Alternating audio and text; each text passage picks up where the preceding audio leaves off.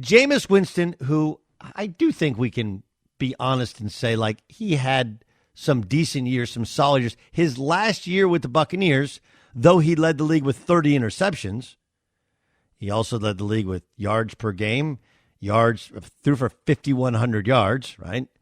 He was a little bit of putting out fires that he started.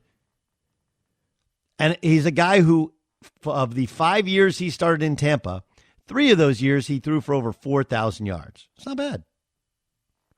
They just weren't particularly good, finished above 500 only in his second year. And, of course, the moment he walks out the door, Tom Brady leads them to a Super Bowl. We're like, yee. But I want to point this out, and it's really, really important. Okay? Tony Romo, when he retired from the Dallas Cowboys, said that football is a meritocracy. He was passing the torch to Dak Prescott. Now, it should be pointed out that it doesn't actually matter that Dak Prescott is, in fact, a black quarterback, but the fact is he's a black quarterback. And it shouldn't matter that Jameis Winston is a black quarterback, but can we just point out that what sports is about, why sports not only is a microcosm for so many stories in real life, but in many ways, it's better than real life. I'm not going to sit here and tell you that racism doesn't exist. Okay, I'm not going to sit here and, and try and tell you. But the narrative of the NFL, or the narrative you will hear from many people in my position, especially at the quarterback position, is stuck in a foregone era. Stuck in a foregone era. You were told that Lamar Jackson was questioned about his ability to play in the NFL as a starting quarterback. And people would add on to it, well, because he's black. No, it's because he was wildly inaccurate. He had some of those wild misses when he was at Louisville. He's not a guy who's super verbal in terms of in front of the media, which is what most of these quarterbacks have always been. When teams tried to get him in for workouts, they had to work through his mom because he didn't have a traditional agent, and she didn't return phone calls. It's a very frustrating existence. And even the Baltimore Ravens, who have built an entire offense around him and seen great success, remember, he was their second pick of the first round.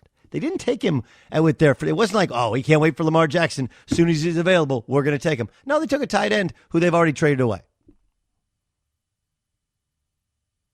But you're told by people in my position that sports is somehow determined by your race. No, it's not. It's determined by your talent, your ability to lead, your sports aptitude, but more than anything, can you help me win games? And are you not going to be in jail? Those two things. And at quarterback, can you lead a room of men? Right? Now, I think if we're actually fair to Jameis Winston, we're actually fair to him. The fact that he was accused of sexual assault while in college, and whether it was Title IX or the actual criminal justice system, like being accused of something and it never going to trial, it shouldn't actually necessarily be mentioned or be part of some sort of negative look at who you are. Sorry, that's the way we're supposed to view the judicial system. He is innocent. He has never been tried, let alone to be proven guilty. But it's impossible, and this was kind of his argument a long time ago, or his lawyer's argument a long time ago, it's impossible for that not to cloud your judgment of who he is. He had the crab legs thing. He had the inappropriate comment when he was at Florida State. Right? He had the off-the-field deal in Arizona, which in and of itself feels creepy and handsy. But if you do factor it in with what he was accused of, though never tried for, let alone proven guilty for, when you factor it in, it's reasonable to go like, wow, this guy, mess off the field, bad decision maker. Okay?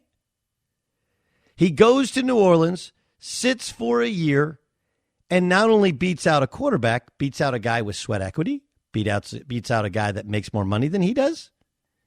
and beats out a guy who, oh yeah, by the way, Taysom Hill's white.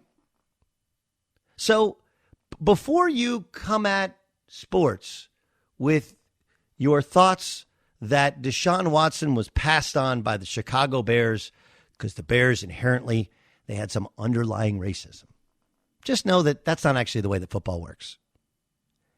They misevaluated Deshaun versus Mitchell Trubisky. It happens. Happens more than you'd like to believe. Okay? That really smart people that love football, watch guys work out, talk to doctors, talk to coaches, do their own evaluations, and they miss. And they miss.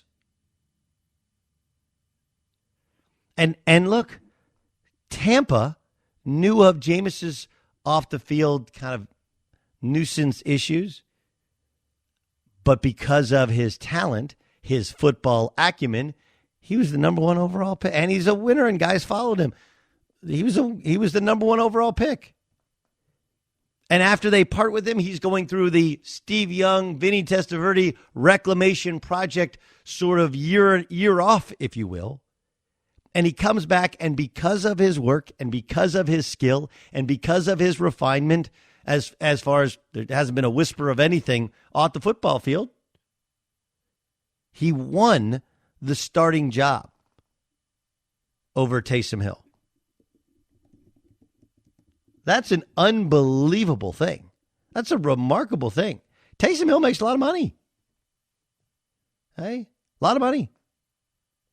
And he's made a lot of money for years because New Orleans has believed in him. And I think Taysom's still going to play. I think he'll still play that role of slash. But it ain't got nothing to do with the color of your skin, man. Can you help me win football games? Can you do your job? Can you lead men? Are we better with you on the field as opposed to anybody else in the football field? That narrative that you've been told still exists in the NFL. The questions about the black quarterback, and like, that's not how anybody actually thinks in sports. It's just not. It's not. And it's actually a good thing. It should be celebrated that we're way past that. And I'm intrigued to see what Jameis can do. Can you think of a guy that's got the lucky horseshoe any better? Right? Like, look, Tampa was a bit of a mess, but they gave him Dirk Cutter because they felt like he was their best possible avenue for success. And by the end of the run, they clearly had talent there. Not just Cameron Brate, but obviously the talented wide receivers. And you brought in a Bruce Arians who asks his quarterbacks to throw the ball downfield to take some chances. Then he goes to New Orleans, and great, and he had to sit and learn for a year, but you're sitting behind a Hall of Famer, and your play caller is in the conversation, the best play callers in the history of the sport. Jameis got a great chance. Personally, anybody who's gone through the failures of their own career roots for somebody to have a great comeback year. This opportunity was earned because in the judgment of his head coach, gives him a better chance to win, which is what it's been about for a long, long time. And when guys misevaluate or evaluate properly, that's all that it's about. Jameis Winston dramatically changing the narrative and reminding you that Tampa has had plenty of quarterbacks that have flamed out and had success elsewhere. Be interesting to see if he's the next one.